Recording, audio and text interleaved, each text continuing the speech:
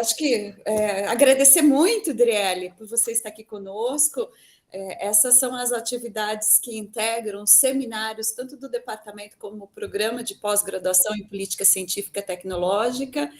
E temos aqui um momento importante de trazer pessoas que estão com destaque, né, nas suas áreas de atuação, que trazem um debate bastante atual, e para nós é uma grande alegria ter você aqui conosco, que a Adriele é uma das egressas do nosso instituto, foi orientada aqui durante o seu doutorado e pós-doutorado pela professora Silvia Figueroa, que também vi que já entrou na sala, e eu agradeço a todos vocês que estão aqui presentes, para prestigiar uma palestra internacional, né? Mas uma colega nossa, Adriele, e lembrando vocês que temos uma sessão ainda de seminários para esse ano, fiquem atentos aí aos e-mails que vamos compartilhar, tá bom? Adriele, então, obrigada novamente, tá? Eu não vou fazer a apresentação sobre você, porque você vai contar isso na sua apresentação, então a palavra está contigo. Muito obrigada, Flávia, pelas palavras e também agradeço ao convite. É uma honra estar falando um pouco sobre a minha pesquisa, ainda mais para a Unicamp e todos os interessados aí no tema. E como eu mencionei, né, antes de começar ali a gravar, a gente estava conversando, eu preparei uma apresentação que traz vários pontos específicos da minha trajetória e também do meu trabalho aqui na Holanda, né? Mas, para dar início a essa apresentação de hoje, né, como que eu cheguei nesse tema de transição energética? Como a Flávia bem mencionou, eu fiz doutorado e pós-doutorado com a professora Silvia Figueroa, eu me formei em História e Geografia na Universidade Estadual de Ponta Grossa, fiz mestrado lá, e depois eu tive o privilégio de ser aceita pela professora Silvia para fazer doutorado na Unicamp. Ela sabe muito bem disso, o quanto eu sou grata a ela, porque toda a trajetória, o que eu sou hoje é muito reflexo do papel dela como orientadora. Então, eu sou muito grata. E desse doutorado saiu 2 livros, um em inglês e um em português, é o mesmo, né? Mas depois que a gente acabou publicando em português, eu recebi o convite para publicar pela Springer, e esse livro, até hoje, ainda ele reflete muita publicação, em muita matéria. Eu acho que o nome, um pouco do meu nome, acabou se conectando muito à questão da Petrobras, né? Então, uns 2 anos atrás, a Petrobras fez 70 anos, então acabaram sempre me chamando para algumas entrevistas, e então, assim, rendeu muito esse trabalho de doutorado, né? Mas, como eu falei, eu era muito relacionada a essa questão do desenvolvimento do petróleo no Brasil. Eu cheguei a fazer tanto intercâmbio nos Estados Unidos, fiquei 1 ano como pós-doc lá, também trabalhando com o tema petróleo. A partir desse momento que eu comecei a pesquisar mais a transição energética, quando eu estava nos Estados Unidos. E eu voltei para o Brasil, já quase se vinculando à USP, mas terminei meu pós-doc, eu fui novamente para os Estados Unidos com uma outra fellow, daí acabei voltando para a USP, e depois de 1 ano eu comecei a trabalhar na USP com o projeto Jovem Pesquisador, que é da FAPESP, um projeto bem difícil de conseguir. Foi 1 ano de entrevista, de muito trabalho, e quando eu consegui esse projeto, novamente eu sou muito grata à FAPESP, porque ele fez eu amadurecer muito toda a minha trajetória, e nesse sentido, esse projeto era relacionado principalmente à transição energética. Então, quando eu entrei na USP, eu comecei a criar disciplinas de transição energética, tanto para mestrado e doutorado, como para graduação, e voltada muito à questão metodológica e conceitual e teórica. Então, a matéria e o vínculo desse projeto era vincular o máximo possível de informações teóricas, conceituais e metodológicas com transição energética. Então, foi muito interessante, porque foi justamente um projeto aprovado no Instituto de Energia e Ambiente, Minha área era mais relacionada a humanas, né, história e geografia, porém, o meu background, relacionado também a essa questão de tecnologia, ajudava muito outras áreas, como da física, da engenharia, a ter esse outro olhar para a transição energética e acabar unindo metodologias e resultados.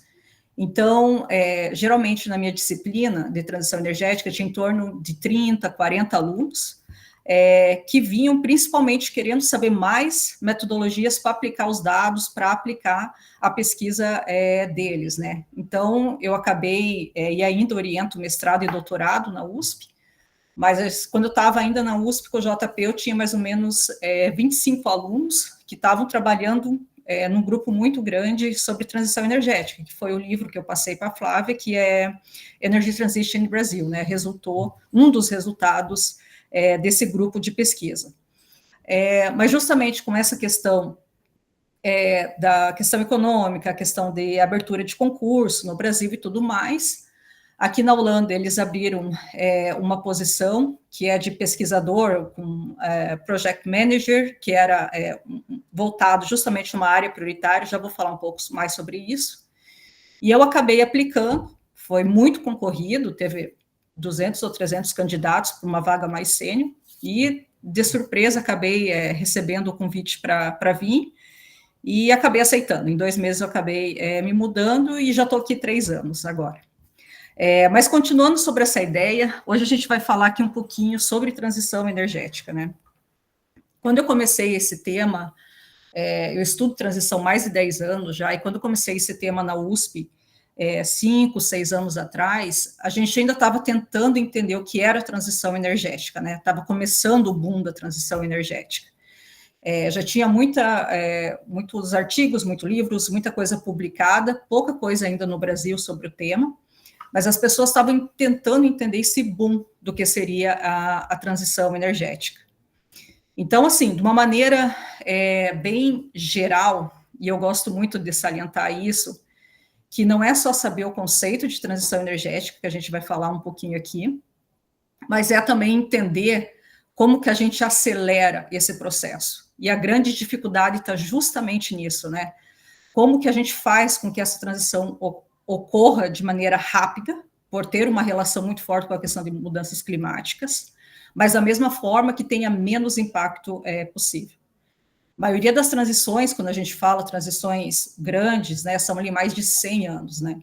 E a gente está querendo fazer uma transição curta, rápida e por essa questão da corrida em relação às mudanças climáticas e com menos impacto.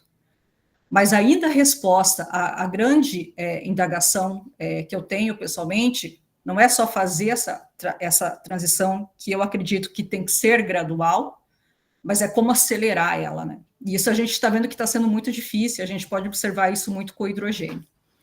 Eu vou falar um pouquinho também sobre o hidrogênio. Então, quando a gente fala de transição energética, a gente tem muito uma ideia, e vem aquela visão muito abrangente, digamos, é a transição do carvão para o petróleo, do petróleo para as renováveis, né? E acaba se salientando apenas nesse grande conceito, que é essencial para entender o conceito de transição, mas ele vai muito além disso, né? E é isso que a gente precisa pensar um pouquinho. Uns 2, 3 anos atrás, a gente publicou um livro sobre transição energética, um outro livro, que o primeiro capítulo é justamente um esboço do que eu trabalhava na disciplina, que era justamente essa parte mais teórica conceitual de transição energética.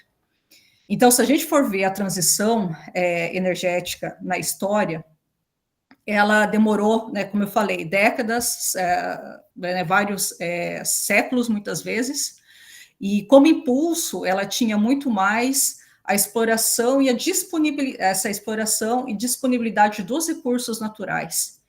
E isso é uma coisa muito importante, porque a disponibilidade do recurso natural em cada país é que molda muitas vezes a economia e o uso disso. E eu vou falar sobre isso também, principalmente relacionado à matriz elétrica do Brasil. Processo de tecnologia e inovação está sempre muito conectado, e essa escala era muito mais do individual, do local, para o regional, nacional e global. Hoje, essa questão do time, ele acaba mudando, né? A gente precisa acelerar isso. E como a gente acelera, que está justamente a questão. O impulso hoje ele muda muito mais para uma questão de mudanças climáticas, né, para a LOA, zero carbon, que a gente está buscando essa economia de baixo carbono, e também entra um processo muito novo, que são as tecnologias emergentes, que nem CCS, que é Carbon Capture and Storage. E essa escala, ela acaba mudando um pouco. E por que ela acaba mudando? Porque hoje a gente tem muito mais força global, por exemplo, NDCs, Paris Agreement, que vem conectado ao Paris Agreement, SDGs, várias outras políticas que acabam vindo do global, tentando fazer com que o nacional, regional, acabem mudando e também alcançando os objetivos dessas grandes políticas, por assim dizer. Então, essa mudança, ela acaba também transformando os rumos de como a transição energética vai decorrer. Questão da complexidade, como eu falei para vocês, né? Tem um texto que eu mandei para a Flávia também, que eu gosto muito, que é o do Sovacol, de 2016, que ele explica bem esse processo conceitual de transição energética. E ele também fala que tem vários autores que dão definições diferentes para o termo de transição energética, para a gente não só se prender a essa transição maior que a gente tem dos combustíveis fósseis para as renováveis, né? Então, pode ser muitas vezes uma tecnologia que acaba fazendo uma transição. Essa transição pode ser local, ela, né, não somente grande, nessa grande transformação que a gente está olhando, né? Então, a gente sempre precisa olhar que tipo de transição e analisar as complexidades que esse conceito ele possui. Seguindo essa linha aqui ainda, só para falar uma coisa, vocês podem me interromper qualquer hora, tá? Para perguntar qualquer coisa, não tem problema. A questão, né, do speed, dessa velocidade da transição energética. Nesse mesmo texto, o Sovacol, ele traz alguns exemplos de transições curtas e específicas, né? Então, por exemplo, na China, a gente teve a adoção de fogões, mudou a tecnologia, e eles consideram isso um processo de transição, porque você acaba mudando até mesmo o combustível que você usa, às vezes, muitas vezes, do gás para a eletricidade, e como isso ocorre. Ou traz ainda também a questão do uso do etanol, né, do flex fuel, dos veículos, inclusive no Brasil. Então, ele fala que no Brasil a gente teve uma transição curta, de 2004 a 2009, quando o uso de flex fuel, dos veículos flex fuel, ele acaba ultrapassando o de gasolina. E ainda a gente tem uma transição muito pontual, que é muito bacana aqui na Holanda, na década de 60, que a descoberta de novos campos, principalmente de um campo de gás perto de Groningen, no norte da Holanda, fez com que ultrapassasse o uso tanto de carvão como de óleo. Então, é quase uma transição única no mundo que a gente tem, onde o gás natural ele acaba ultrapassando e tendo esse pico de transição energética curta na Holanda. E os impactos dessa transição curta na Holanda, que é muito interessante de ser estudado, porque dá muito desemprego, muda toda a infraestrutura, e depois a gente volta para o petróleo. Então, todo esse processo, muitas vezes de substituição de um combustível, acarreta muitas consequências que precisam ser mais analisadas. E é igual eu falei, em todos esses lugares foram muito pontuais, né? A Holanda ainda é um país pequeno, né?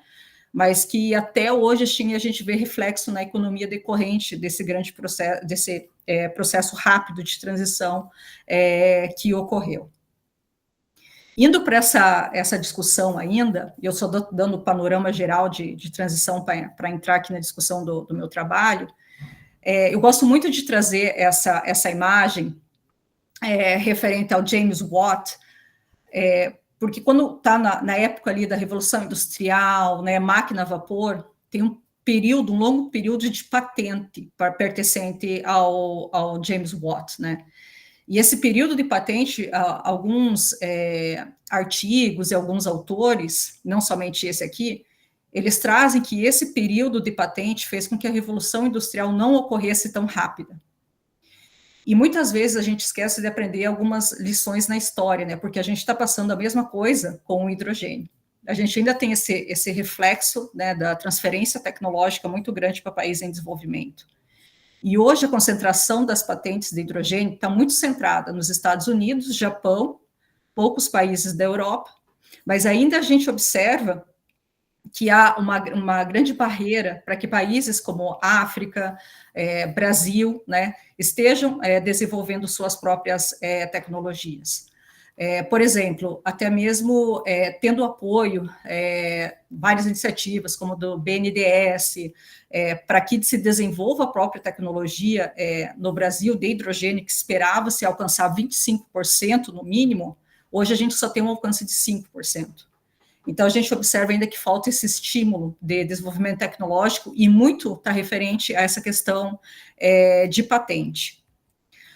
Olhando ainda para isso um pouquinho, uma outra lição que a gente traz da história, eu gosto muito desse jornal aqui, da figura desse jornal, que eles ainda tentam entender o que sai do escape, essa fumaça que sai dos carros, né? Tem vários jornais, né, da década de 20, principalmente de São Paulo e do Rio de Janeiro, que reclama muito dos barulhos dos carros, que reclama da fumaça, que não entende por que há esses carros nas ruas, né? Tem uma adaptação ali, né? Começa novamente essa questão da tecnologia que a gente discute até hoje, né? Do contato das pessoas com a tecnologia. E é muito interessante como que eles acabam tentando desenvolver o raciocínio para entender o que viria desse escapamento, né? Então, eles têm, assim, por exemplo, o F, a letra F aqui, ele fala assim, olha, hidrogênio, gás que se utiliza para os balões. Então, eles fazem essa associação.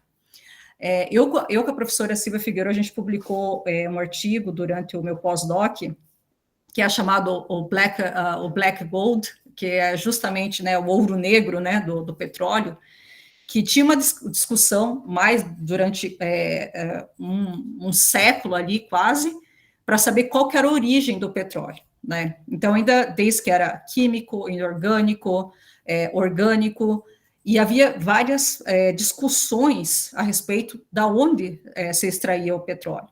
E isso fez com que muitas vezes dificultasse as extrações por não saber exatamente aonde explorar o petróleo, por não saber a origem. E eles começam muito a fazer associação, e até mesmo quando aflora o petróleo em certos locais, eles começam a utilizar esse petróleo, eles começam, olha, você pode utilizar isso para animais, para piolho de carneiro, eles começam a fazer associações, assim, tem em todos esses jornais que a gente fez pesquisa. Então, assim, é importante entender um pouco esse processo de construção do conhecimento sobre o novo, né? E isso faz parte do que a gente está vivendo agora, principalmente relacionado com essa questão, não só dos veículos elétricos, mas, por exemplo, também do hidrogênio.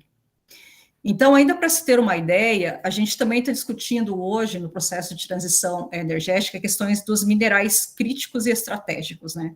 Isso é um dos grandes pontos da transição energética. Então, a gente observa que com o desenvolvimento também, com o processo de inovação, cada vez mais a gente precisa desses minerais, né? E a gente está vendo que está tendo muitos estudos aqui, inclusive tem um projeto dentro desse grande programa que eu vou falar, que está fazendo pesquisa, inclusive no Chile, com pessoas que exploram o lítio, né? Os impactos sociais de exploração do lítio, causados justamente por a extração do lítio, né, para a gente estar usando e produzindo painéis solares, por exemplo, na China. Então, aí tem uma gama de consequências que a gente precisa estar analisando, porque a gente, muitas vezes, não tem noção de toda essa value chain, de toda essa cadeia que um produto tem. Partindo aqui já para essa parte final de transição, é interessante discutir que quando a gente fala de transição energética, há uma outra parte teórica muito grande que a gente discute, Sustainable Energy Transition, que é um pouco mais amplo, né, engloba aspectos desde o social, de sustentabilidade, vai para uma perspectiva mais multilevel, e a gente ainda discute essa questão de como que está associado com a questão de desenvolvimento sustentável. Mas tem um conceito específico que eu gosto muito, que é o Energy Addition, Tem até um texto muito bom, depois posso passar até para a Flávia, que fala que muitas vezes a gente não está fazendo o processo de transição, a gente está adicionando a energia a uma matriz, a gente está, por exemplo, adicionando mais renováveis, mais solar, mas também muitas vezes combustíveis fósseis, de acordo principalmente com o consumo que a gente tem. Então, é muito difícil você simplesmente fazer esse processo de transição, deixando os combustíveis fósseis muito rápido e só aumentando esse número de renováveis, né? O que se fala muitas vezes é que hoje a discussão é que se deve parar com os usos dos combustíveis fósseis e gradativamente diminuir, né? Essa seria a ideia geral, né? E aumentando as renováveis. Mas a gente vê ainda que não está tendo um balanço ainda relacionado a isso. E é um ponto muito importante de pensar, porque a gente tem toda uma infraestrutura relacionada a isso. Então, você substituir, né, essa infraestrutura é muito difícil.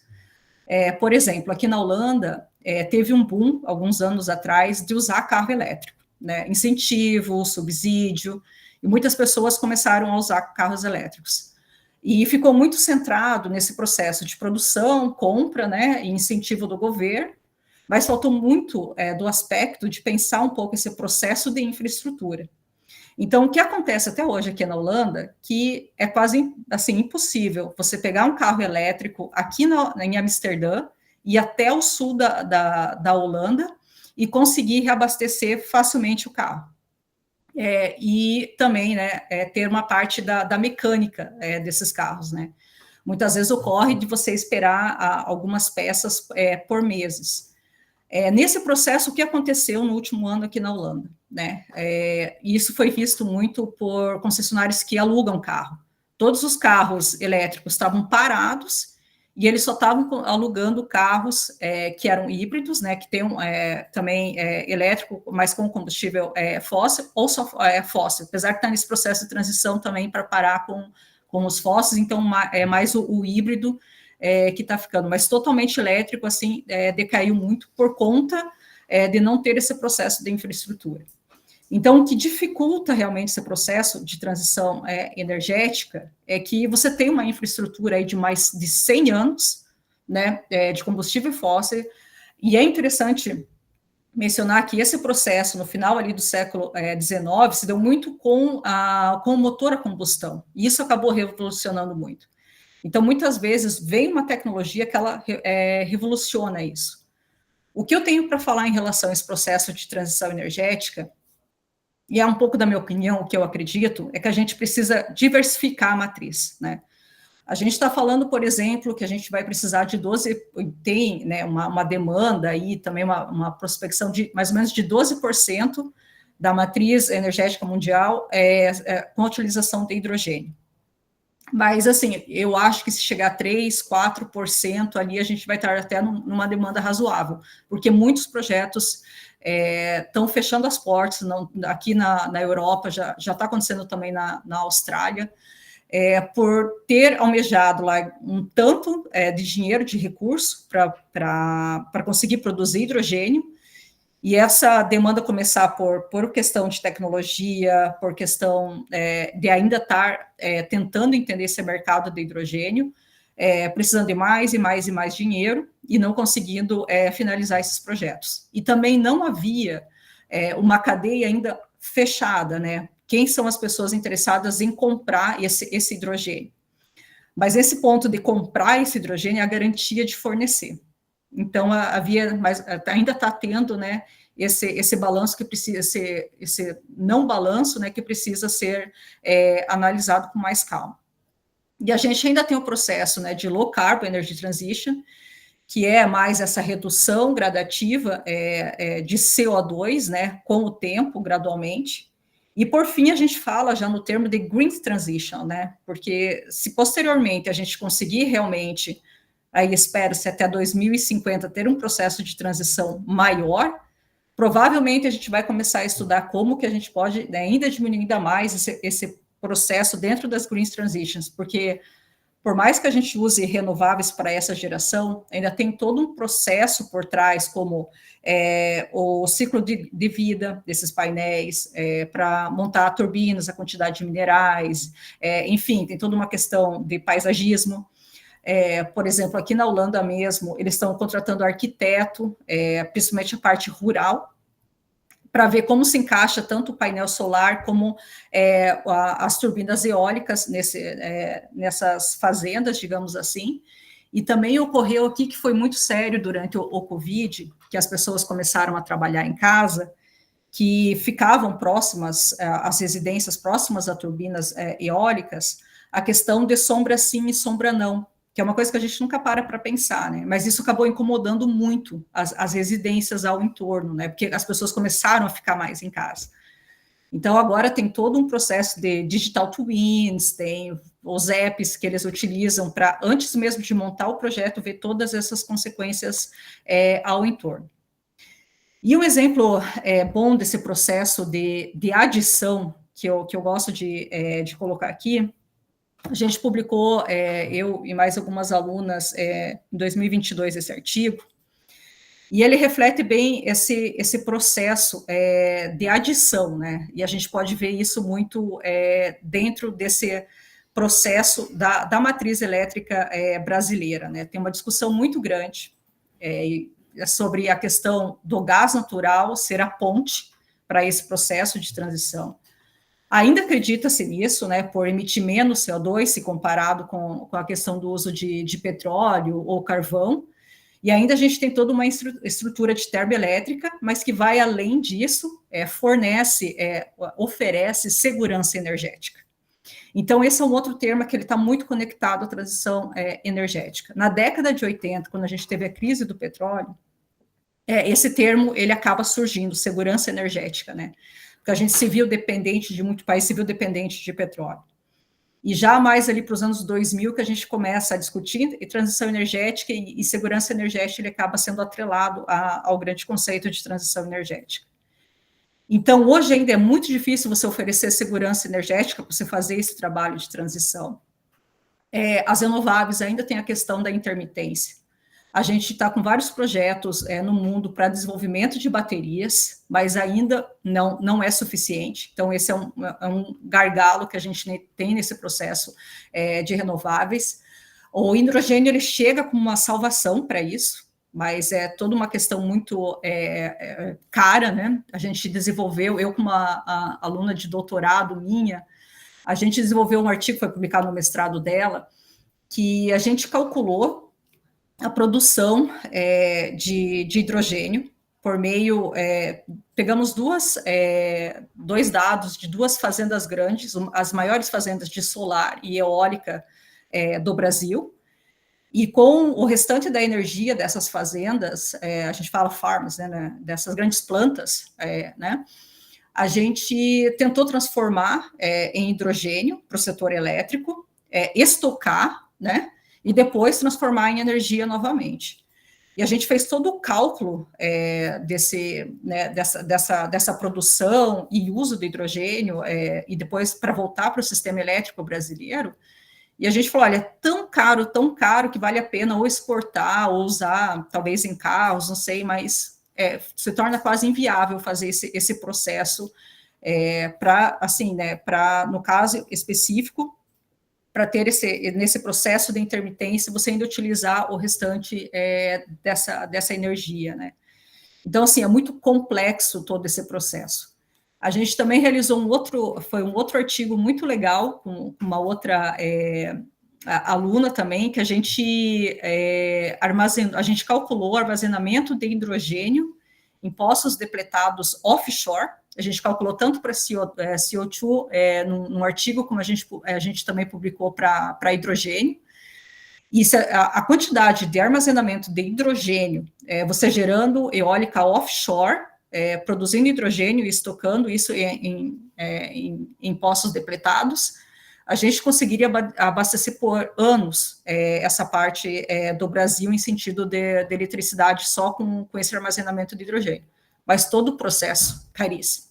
Então, assim, é muito difícil você ainda conseguir dar essa garantia de segurança energética, que, a princípio, a gente já tem o gás natural fazendo esse papel, ainda principalmente para as indústrias, né, que usam grandes ovens, que são os grandes fornos, né, principalmente nessa discussão do hard to abate sectors, que é com cimento, aço e ferro.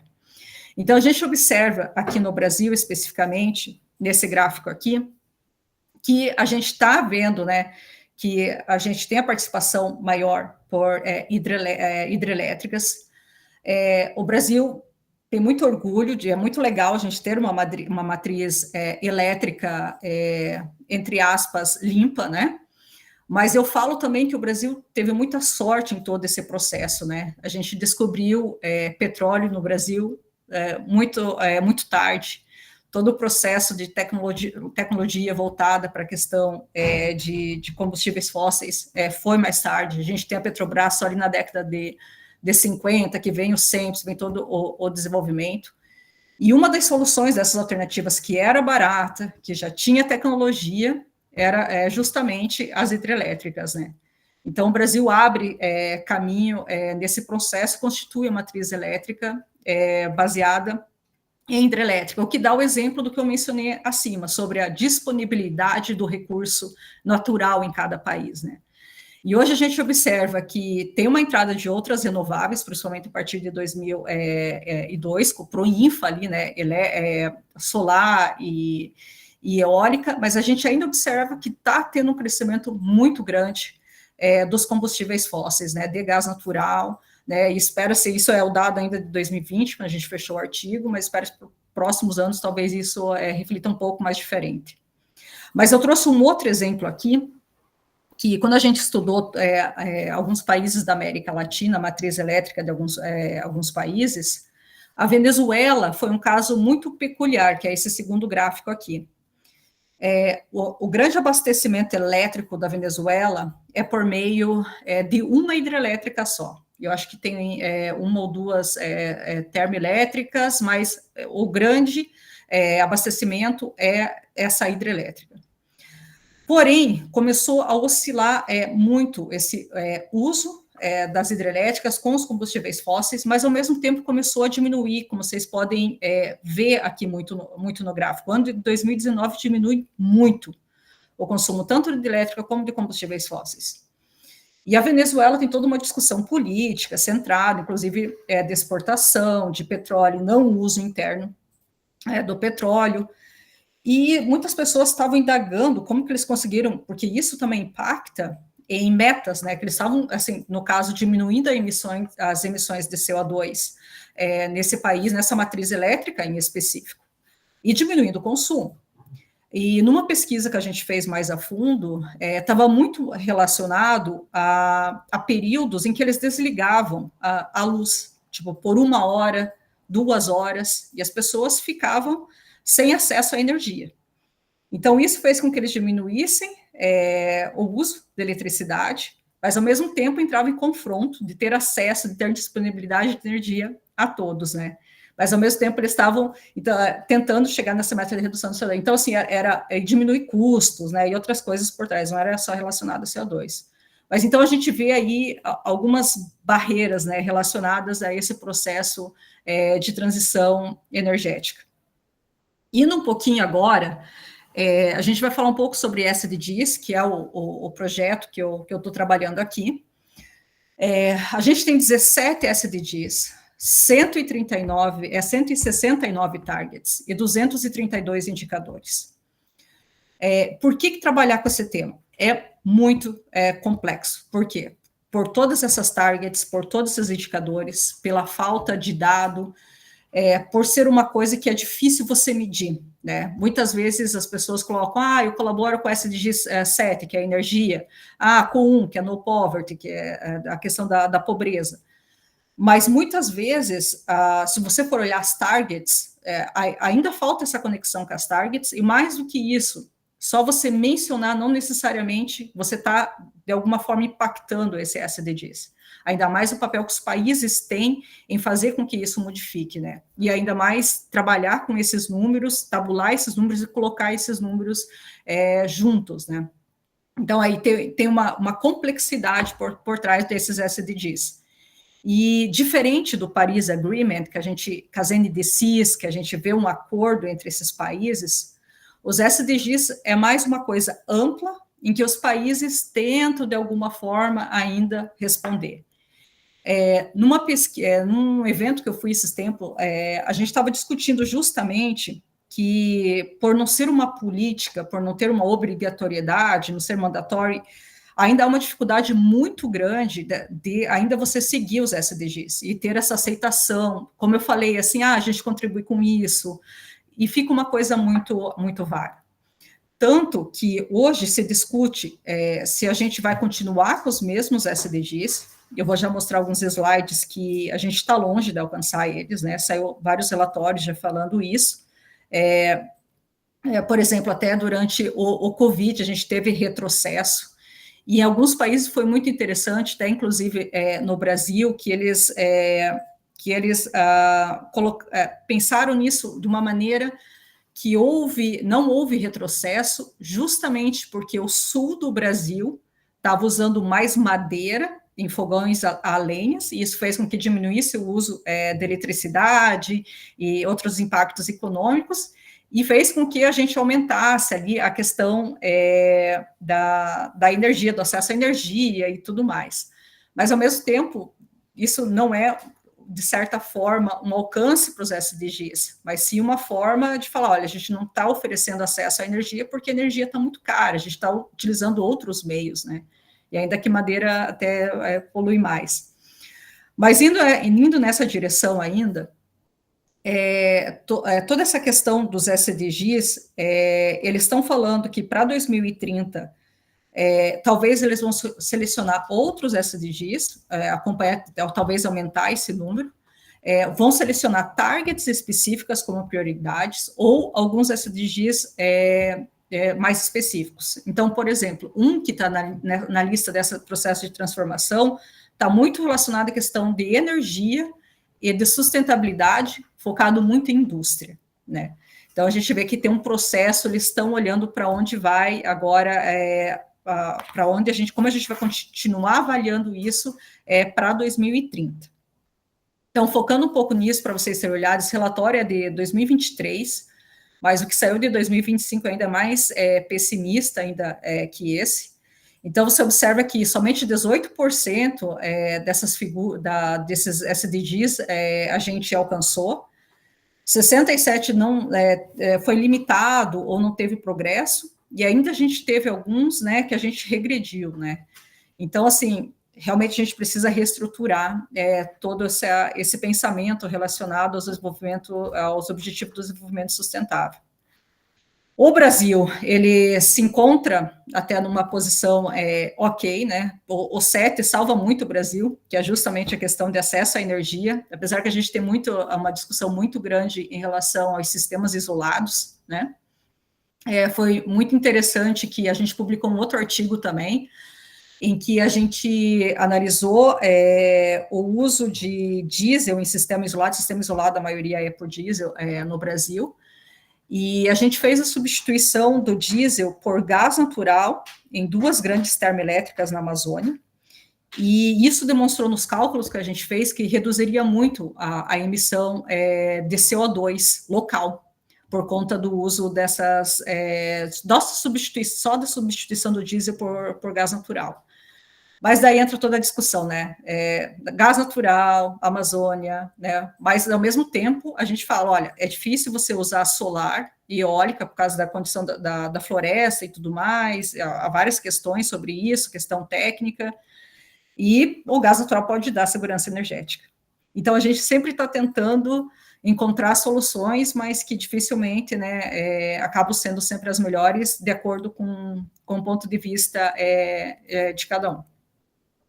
Aqui a gente observa, em 2023, como eu falei, o Brasil estava no ranking 65 ainda, né, mas estava ainda longe ainda de alcançar o desenvolvimento sustentável, mas ainda a gente está aí agora correndo esses 5 anos que falta para ver se a gente muda um pouco essa porcentagem. Mas vamos falar um pouco do projeto aqui da UVA, na Universidade de Amsterdã. Eu acho que isso, para mim, assim, repercutiu de uma maneira um pouco diferente do que eu estava acostumada, até mesmo do que eu via no Brasil. A cada 2 anos, as universidades na Holanda, elas criam áreas prioritárias de pesquisa. Essas áreas prioritárias que eu sei, é onde justamente é uma área em que está muito forte e que a universidade ainda não desenvolveu. Então, a área justamente de energia, de transição energética conectada a SDGs, era muito fraca. Por exemplo, 4, 5 anos atrás, eles estavam já fortalecendo a área relacionada à inteligência artificial, já tinha começado. Outras universidades são outros temas, né? Então, eles criam esse grande projeto, que ele é um projeto pela universidade, né? Que eles tentam fazer com que todas as faculties, aqui a gente tem 7 faculdades, né? Como se fossem grandes institutos, conversem entre si para estar alcançando o objetivo de ter mais pesquisa desenvolvida no tema. E como isso funciona? A gente tem uma verba para isso, são projetos pequenos, e quando eu comecei a desenvolver essa pesquisa, foi uma grande dificuldade, porque no primeiro ano que eu estava aqui, a gente recebeu um projeto só. E eu já vou explicar como esse projeto funciona. E quando a gente recebeu um projeto, pensou, nossa, o que está de errado aqui, né? Por que não está funcionando?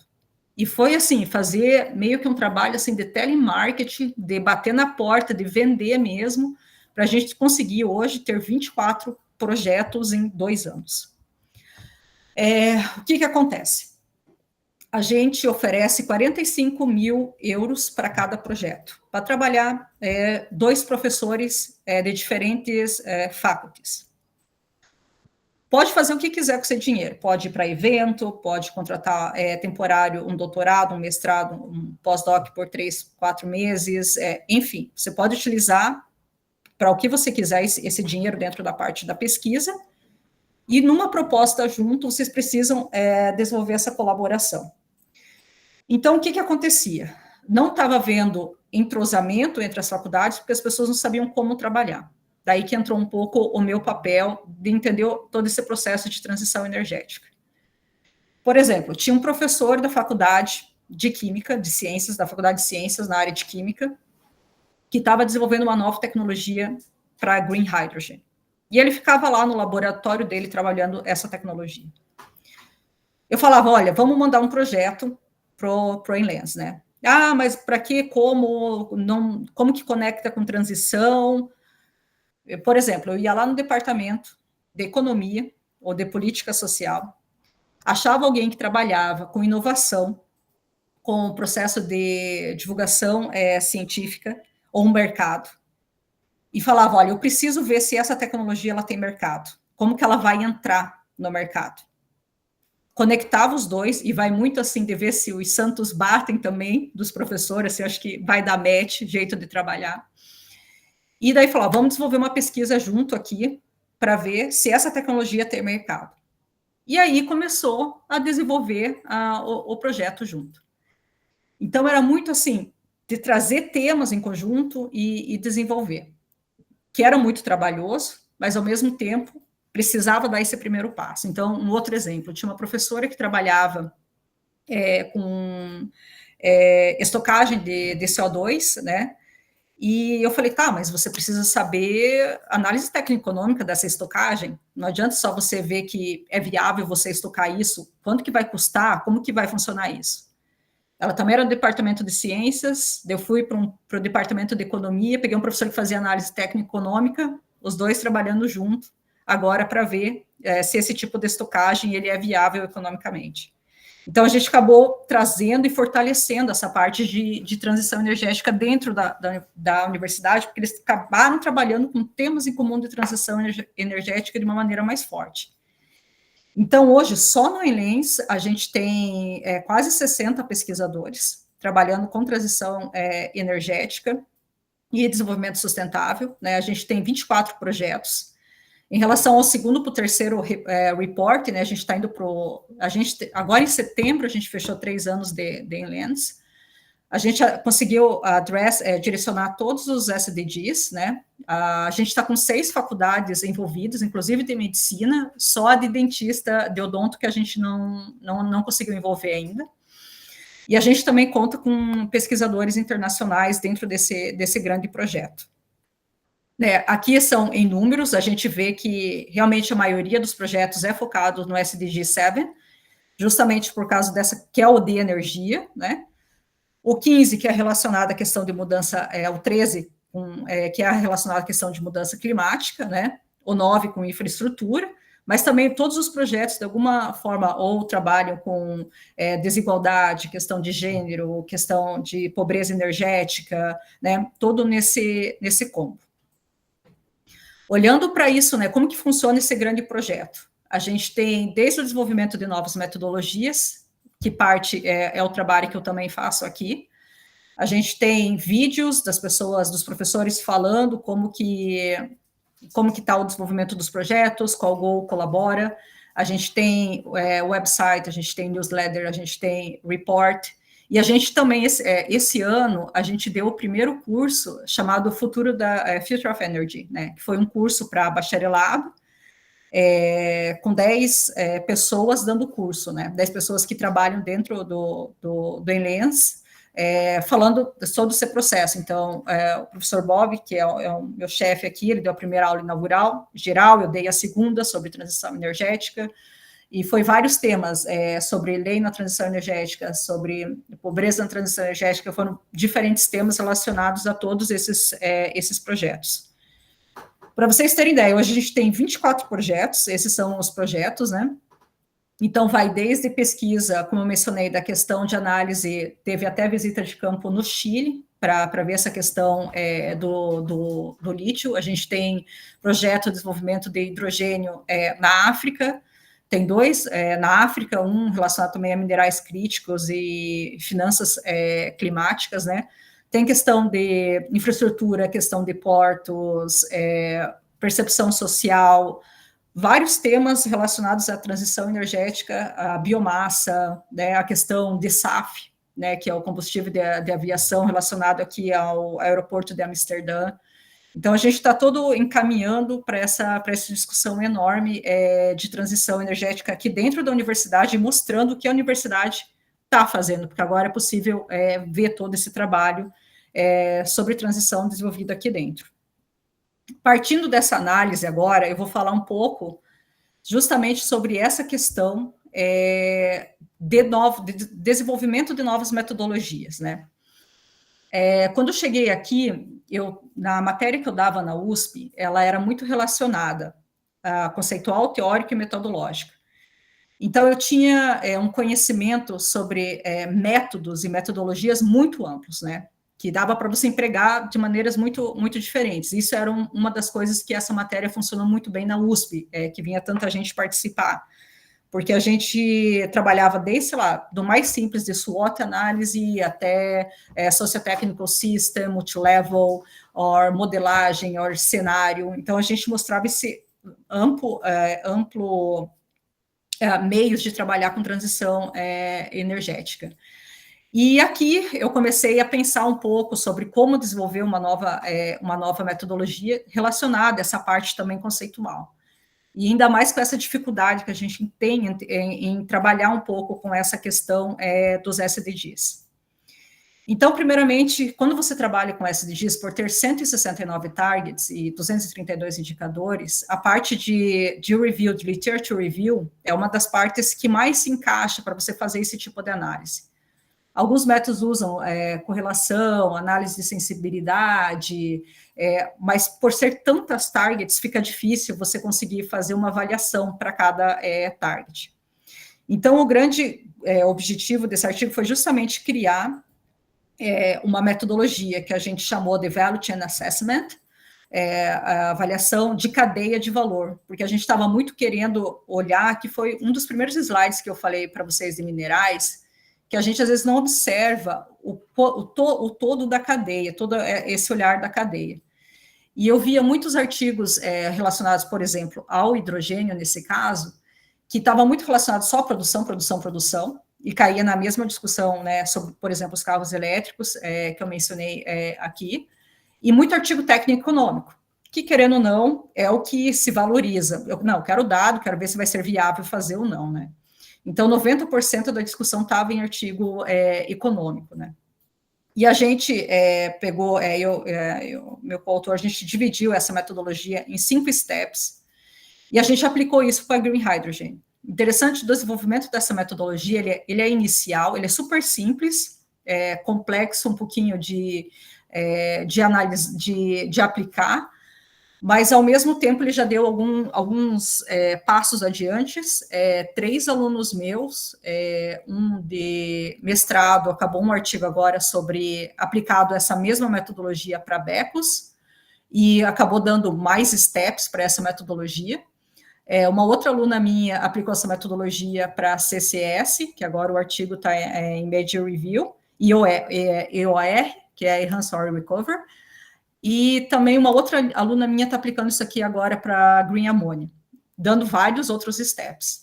E um dos projetos do Enlens é transformar essa metodologia numa ferramenta em que vários países, ou indústrias, ou locais possam acessar para a gente estar fazendo uma análise mais pontual dos SDGs.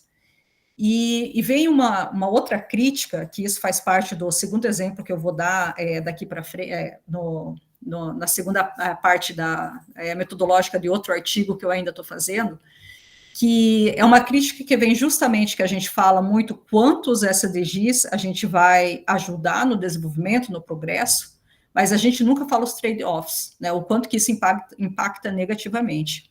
Então, essa análise, essa combinação é uma outra coisa que a gente precisa ser pensado.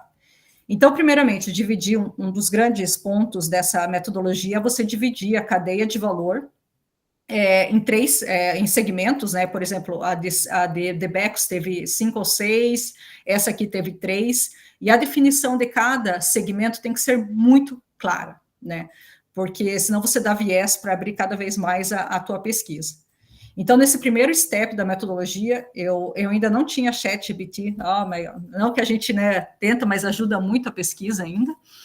Mas, nesse caso específico ainda, eu analisei 1.522 artigos e fui catalogando e olhando abstract primeiro e tirando informação, e acabei utilizando na database, por último, 94, mas que me respondia muito especificamente a questão da target e a questão dos indicadores.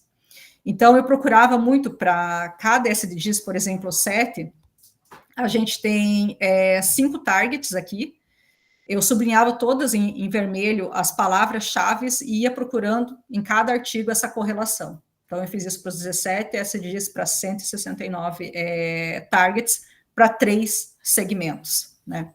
Então, foi uma análise bem complexa. No segundo momento, a gente teve essa parte, tudo como se fosse um code, assim, né, um código, que a gente vai perguntando, tem influência direta, indireta, não tem influência, de acordo com a citação que você acha, e você vai catalogando isso. Daí você vai para o terceiro step, se isso é positivo ou é negativo, que a gente chamou mais de green flag e red flag, né, que são são ações que podem estar acontecendo.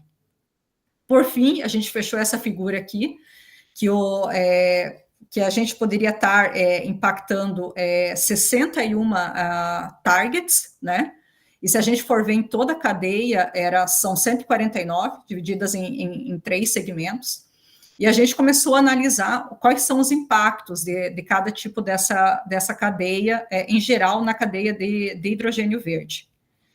Daí a gente seguiu para o quarto step, que foi chamado de dimensões de temporalidade, e esse step está muito conectado com essa questão, quando a gente discute se a gente vai ter progresso, né, até 2030, ou se isso vai ser depois de 2030, né? E a gente começa a ver os impactos, porque muitas vezes uma target ela pode ser alcançada até 2030, mas pode ter um trade-off com outra target depois de 2030, ou como que isso vai dar. Então, a temporalidade, e estava relacionado muito ao segmento da produção ainda, né, porque a gente ainda está nessa fase de produção de hidrogênio, Mas a gente já começou a observar que já estava gerando alguns trade-offs em curto prazo, principalmente relacionado a questões de SDGs da parte social.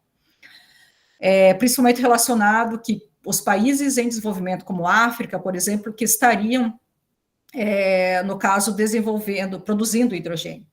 Então, teve discussões do tipo, tá, mas se você está produzindo hidrogênio na África e você precisa transportar esse hidrogênio para a Europa, as emissões do navio, de quem vai levar, né, para quem fica essa produção, essa contagem de CO2, né, vai ser meio a meio, como a maioria, às vezes, acaba só dividindo, vai contar mais a produção, vai diminuir, ao mesmo tempo, o uso de renováveis, por exemplo, ali na África, vai ter uma competição com o uso para energia elétrica em casas, e tem muitos artigos que falam que sim, né, que pode favorecer muito a questão da produção, mas que vai haver uma competição para o acesso à energia das residências, ou que o uso de green hydrogen junto com a questão da amônia verde para a questão de fertilizantes, né, que pode gerar segurança alimentar para alguns países, mas ao mesmo tempo competição nesses países.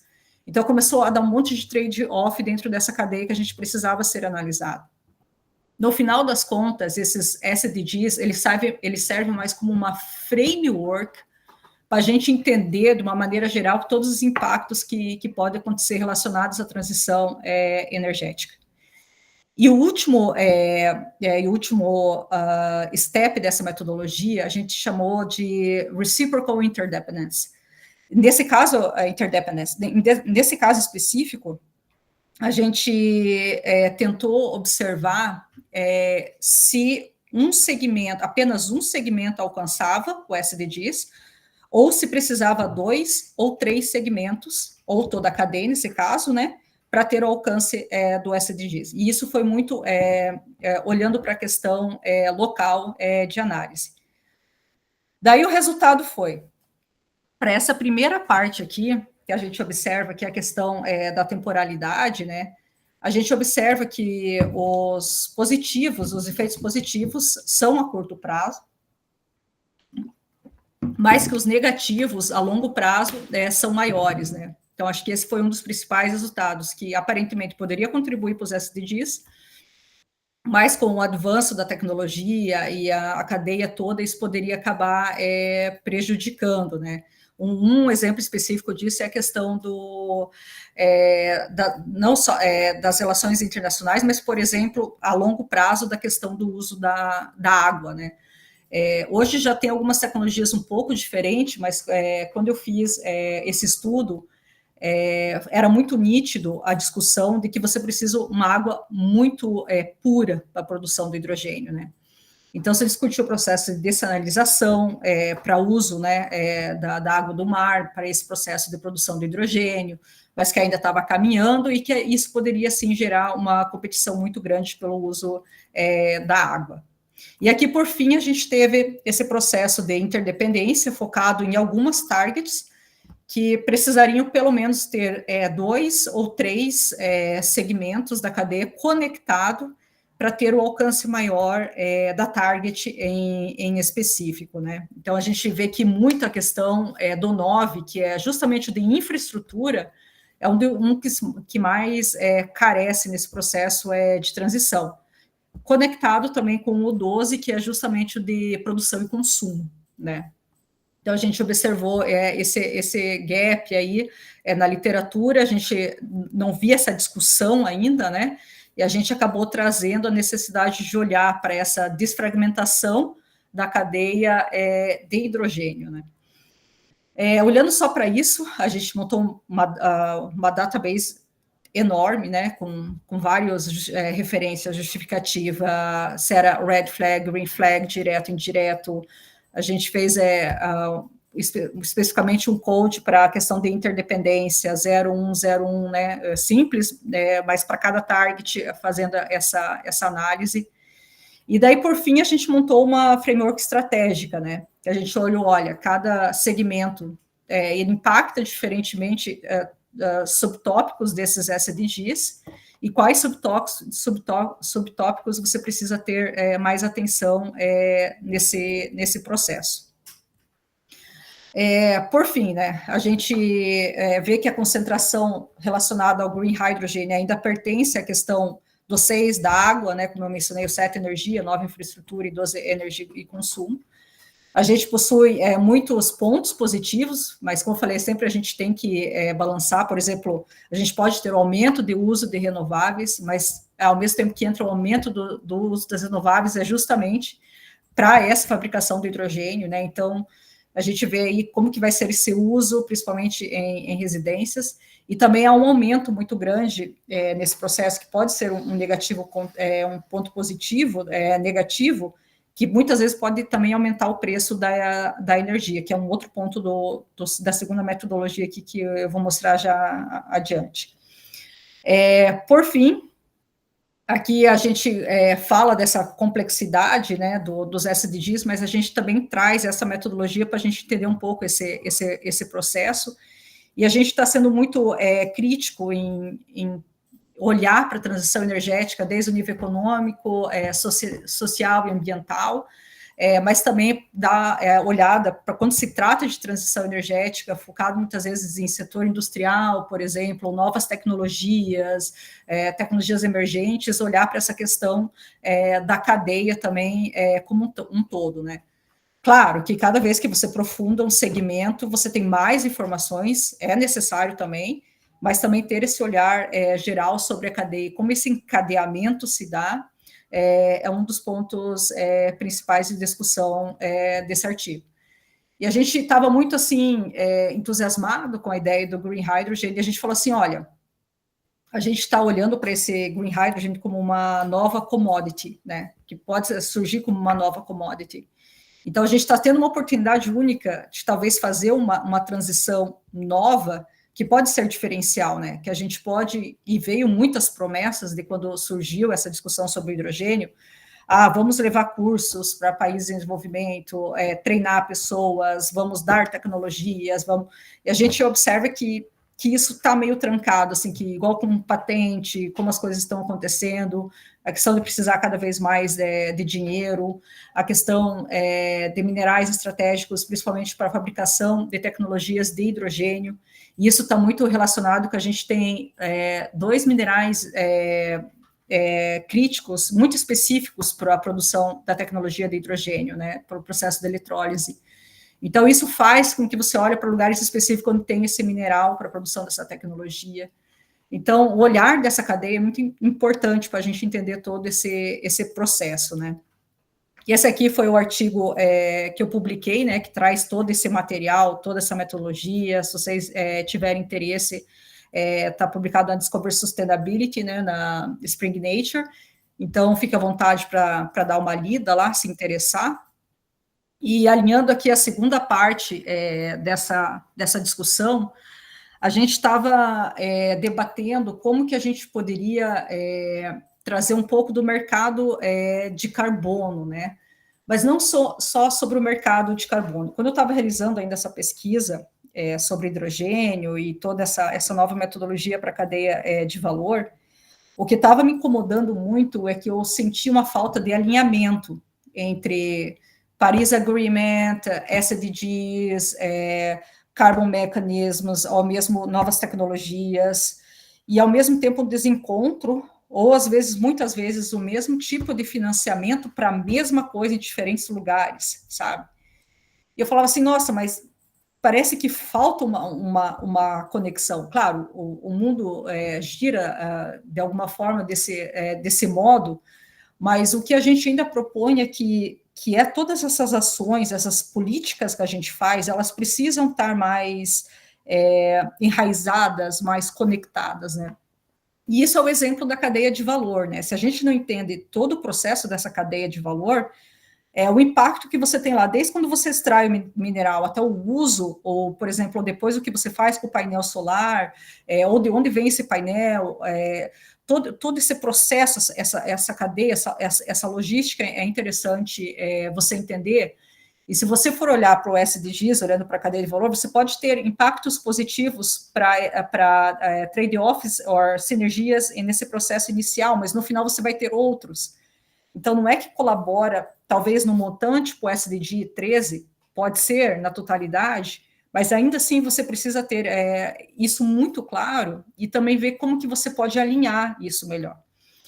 E daí surgiu essa ideia de justamente trabalhar com o CBAM, que é um novo mecanismo que vários países vão começar a desenvolver, o UK já está tendo o mais forte agora, que está tendo regulação é da Europa, né? Eles vêm com esse acordo grande sobre sustentabilidade, regulação forte sobre sustentabilidade, e um dos bracinhos justamente a questão do Carbon Mechanism, que é uma ferramenta, né, que visa justamente monitorar a questão de CO2 de países em desenvolvimento, ou que não pertencem ao mercado da Europa, né, que já está tendo o ETS, né, que é outra forma de contabilizar emissão.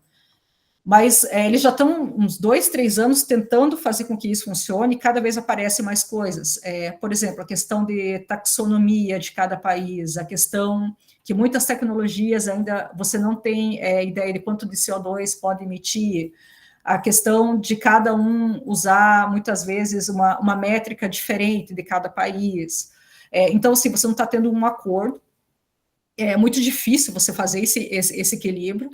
De alguma forma, a Europa precisa puxar isso para descarbonizar, principalmente a indústria de cimento, né? Igual eu falei, eles começam de olho nessas indústrias que são consideradas hard to abate sectors, né?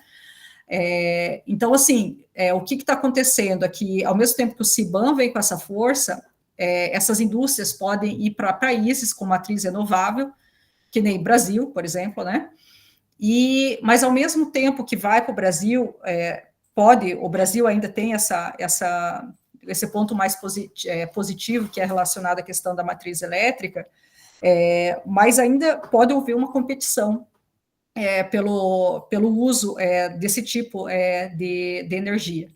Para se ter ideia, a fabricação do hidrogênio, você precisa de uma farm para produzir, né, a eletricidade, e mais uma outra farm, quase do mesmo tamanho, para a produção de eletricidade, uma produzir hidrogênio e outra produção de eletricidade. Então, assim, você precisa muita energia para a produção do hidrogênio. E ainda fazer a estocagem, né, e depois transformar para a eletricidade. Então, por isso que tem muita gente apostando mais na green ammonia, porque ainda a gente já tem uma tecnologia para fazer o transporte da green ammonia, né? Já é conhecido para fazer esse transporte, né?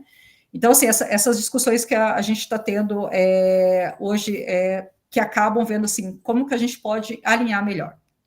Então, a gente resolveu pegar tanto o CBAM como o SDGs, né? Então, o CBAM, ele vem, como eu falei, ele é uma política, um instrumento, né, ligado mais à questão ambiental, é uma ferramenta, né? Ele está em processo de transição agora, está tendo várias leis, eles estão cada vez mais diminuindo as questões obrigatórias, porque está dando muito impasse e muito impacto, porque, por exemplo, grandes empresas vão começar nesse processo, mas as pequenas e médias empresas podem ser prejudicadas. A Holanda já adotou também medidas para pequenas e médias empresas, mas para vocês terem ideia, nesse processo, o porquê que é tão difícil você começar a utilizar uma fonte renovável, por exemplo, nesses hard to abate sectors.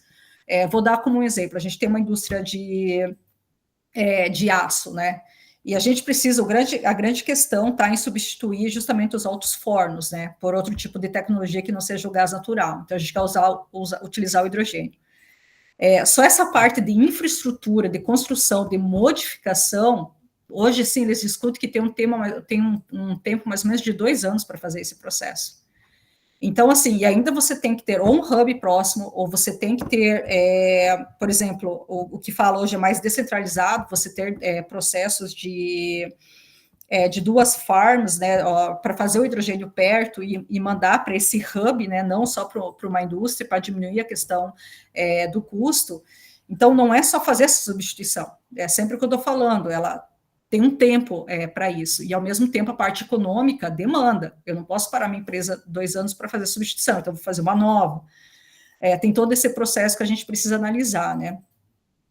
Então, o CBAM, o europeu, né, ele vem principalmente para países que não fazem parte desse mercado europeu.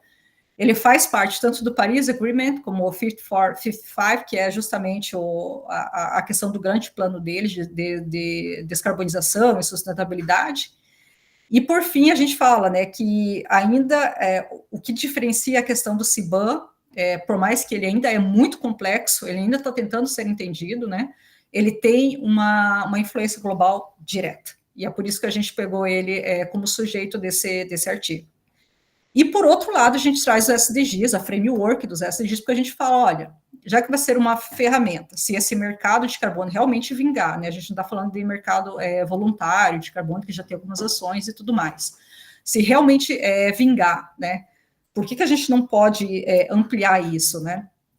E por ser uma ferramenta, e é um dos pontos que eu vou mostrar adiante aqui, a gente vai ter uma construção de database desse processo, porque a ferramenta do CBAM, ele pede vários detalhes da empresa, relacionada à descarbonização, a quanto que produz e tudo mais. Então, você acaba fazendo uma database global. E isso é uma coisa, assim, porque quando a gente que é pesquisador, a gente tem muita dificuldade de ter database de país, principalmente em desenvolvimento, né? A gente não acha. Ou ainda, o que tem, por exemplo, está na língua do país, o que dificulta mais ainda, né? Então, tem muita gente, por exemplo, que pesquisa Brasil aqui, que vai ver, nossa, vai ser muito documento que está em português ainda, me ajuda aqui, né, para entender esse processo. Então, a gente tem que, né, são outros passos que a gente precisa pensar, e talvez ter uma ferramenta global para descarbonização, como o mercado de trabalho de carbono pode gerar, isso pode ajudar também a preencher um pouco essa lacuna de database que a gente tem. E, além disso, essa parte relacionada ao mercado de carbono, né, a gente vai ter toda uma questão de contagem de CO2, de calculadora, então a gente também precisa repensar um pouco sobre como vai se dar esse processo de contagem, né. Mas o plano aqui desse artigo que a gente está fazendo é integrar essa metodologia um pouco melhor, né. Então, para vocês, só falando, né, novamente, a gente vai partir com esse processo de revisão de literatura das 169 targets e dos 232 indicadores, como foi falado anteriormente do mesmo artigo, só que o que muda é os steps seguintes que a gente vai dar, e como a gente vai fazer essa análise, né. E a gente também traz um pouco quando a gente começou a desenvolver isso, a gente trouxe um pouco de discussão sobre a parte teórica de policy coherence, e também a gente trouxe mais a questão também de risco, né, do que pode estar acontecendo em relação à adoção, né, do CBAM. Para se ter uma ideia, o que é o CBAM, né, eu fiz uma figurinha aqui, e essa é a parte da figura metodológica. A gente tem a questão da indústria, né, vai ter também a parte de certificação, mas tem toda uma parte logística. A gente tem a questão do uso de renováveis para esse processo aqui. Teve toda uma discussão que eles não estavam considerando o escopo 2, mas futuramente eles pretendem, mas mais eles pretendem adotar, eu acho, para frente, não tem como. E daí, até esse produto chegar aqui na Europa, né, que é focado na regulação. Então, a gente teve uma análise muito grande de dados, por mais que o sistema está sendo implementado ainda, várias indústrias já adotaram, publicaram relatórios. A gente tem muito policy brief sobre isso, a gente tem muitos já artigos criticando, positivamente, negativamente, o CBAM, como que isso pode acontecer. E, baseado nisso, a gente utilizou a metodologia desenvolvida pelo Nilson, que é justamente você ver para cada target se vai ser possível alcançar essa target, se isso ajuda a alcançar, se isso só acaba reforçando, ou se não tem impacto nenhum, ou se pode chegar a cancelar a target. Então, a gente tem 7 níveis ali entre sinergias e trade-offs que a gente pode dar para cada target. Mas, indo para essa discussão, eu não estava contente só de analisar essa questão do CBAM, porque o CBAM tinha toda essa questão muito grande, e antes disso eu tinha feito uma análise de toda a regulação do CBAM, e eu vi que tanto o setor de indústria como o setor de energia, eles estavam ficando muito de lado nessa discussão.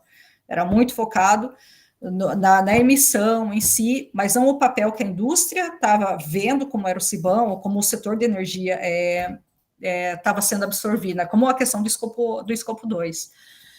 Então, a gente pensou assim, bom, vamos fazer uma análise em que a gente pode pegar 3 diferentes dimensões e analisar cada dimensão e depois fazer toda uma análise relacionada por dimensão para pegar esse todo que o CBAM pode responder. Então, a gente fez 2 análises, vou mostrar só a primeira, a segunda a gente está terminando agora, mas a primeira a gente fez, a gente conectou qual que é a interdependência entre Carbon Regulation and Energy Sector. A interdependência entre carbono, Carbon Regulation e indústria, e Energy. Então, a gente fez para cada a gente fez o cruzamento da interdependência. Daí justificava isso com uma frase várias frases, não é? Muitas vezes só uma, mas a gente pegava principalmente, por exemplo, o indicador da target, né?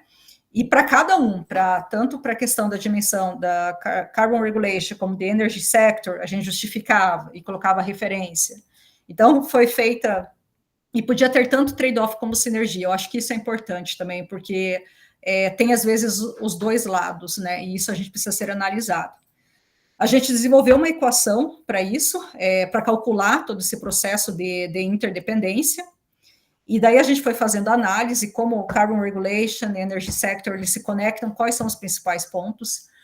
Por exemplo, a gente tem hoje mais de 100 Carbon Regulations, mas em torno de 30 e poucos, ou 41, se eu não me engano, que trazem referência ao setor industrial.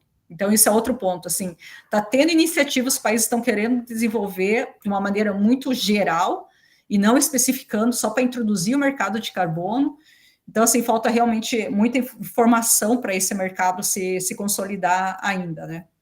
Então, assim, a gente levantou alguns pontos, por exemplo, já dessa questão da regulação do carbono com o setor de energia, né? Por exemplo, utilização do carbon pricing, do preço de carbono, né? Como que o mercado de energia vai se moldar em relação a esse preço de carbono, a questão dos países que usam carvão, como que eles vão entre aspas, se descarbonizar, porque tem muitos exportadores, inclusive China, por exemplo, né, que utiliza ainda muito do carvão por mais esse processo de transição, mas para a fabricação de aço. Como que medidas que vão estar acontecendo, tem muitos países que não estão adotando, estão se recusando a adotar o CBAM, né? Então, a gente está indo nessa discussão, mas o resultado inicial que a gente trouxe nessa figura aqui foi que o CBAM podia ter um impacto, o maior impacto que o CBAM poderia ter estava relacionado, ou risco, de alguma forma, relacionada à energy poverty. E por quê? Por causa dos preços da eletricidade. E justamente pela migração de indústrias para outros países, o uso dessas renováveis, o uso de combustíveis fósseis, inclusive não apenas para países que não fazem parte do acordo com a Europa, mas inclusive para países europeus que fazem parte da Europa, do ETS, esse preço de energia, da eletricidade, podia estar aumentando muito, né? E o segundo ponto, que também é forte, que acaba impactando, está relacionado justamente à questão da segurança, food security, segurança alimentar. Porque estava justamente nessa competição, novamente, relacionada tanto ao uso de grandes empresas que, podendo utilizar hidrogênio ou no processo de green amônia, teria competição nesse processo, né? Essa foi a maneira geral, só que daí a gente ficou pensando que a gente deveria dar mais um passo ainda e não analisar as interdependências entre si, mas analisar a independência de cada um. Então, a gente fez esse estudo, novamente, analisando individualmente para cada processo, para cada dimensão. Daí, a gente fez análise para cada dimensão, a gente criou uma nova equação, novamente, né? E realizou em outros dados, muito até próximos desse aqui, mas a gente resolveu dar um outro passo, que a gente criou várias categorias relacionadas à mitigação desse processo e como isso impacta cada SDGs, né? Então, teve targets que eram impactados por diferentes categorias, né, e mais de uma categoria muitas vezes, né, e o que isso geraria? Por exemplo, assim, a questão do SDG do 1.1, que está relacionada à questão da pobreza e do uso, a pobreza, por exemplo, a diminuição do PIB, e isso está muito relacionado à questão do preço da eletricidade também nesses locais, estava muito relacionada à questão, por exemplo, do preço de carbono, a implementação do preço de carbono, né? Então, tem que olhar muito bem para essas ações relacionadas ao CBAM, e todas essas categorias, elas vêm de todas essas análises que a gente fez, são categorias específicas, e para cada dimensão, né? Para Energy Sector, Industry Sector e Carbon Regulation. Então, a gente foi analisando e vendo como que isso acaba prejudicando, né? E a gente teve que, por mais que poderia ainda ter esse avanço de colaboração internacional, isso ainda pode ter muito trade-offs e sinergias, né? De colaborações entre países. Então, isso é um dos trade-offs, não trade-off, mas é um dos pontos que mais pode gerar crise geopolítica relacionada. E foi, enfim, eu lembrei de uma outra coisa agora que eu conversei com a Flávia, mas que não faz parte dessa discussão, mas diz risco geopolítico. E eu fui numa reunião nas Nações Unidas ano passado, em Geneva, e foi muito, a gente estava discutindo justamente essa questão sobre segurança energética, sobre transição energética, sobre inteligência artificial, né? Tava vários países discutindo isso lá. E foi apresentado um slide, e a gente estava, eu lembrei disso porque a gente estava discutindo justamente essa questão de relações internacionais, né? Como que se dá esse paralelo geopolítico e de integração maior que a gente precisa. Estava discutindo também a regulação de IA.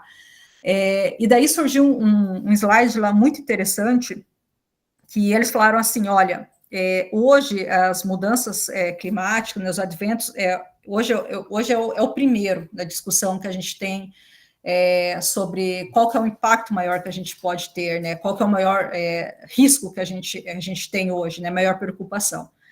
E eles falaram que em 2 anos, essa parte não era bem a palavra mudanças climáticas, mas relacionadas a isso, passaria em segundo lugar, e em primeiro lugar ficaria a questão de disinformation e misinformation, que era justamente as pessoas não saberem mais o que era verdade ou o que era mentira, né?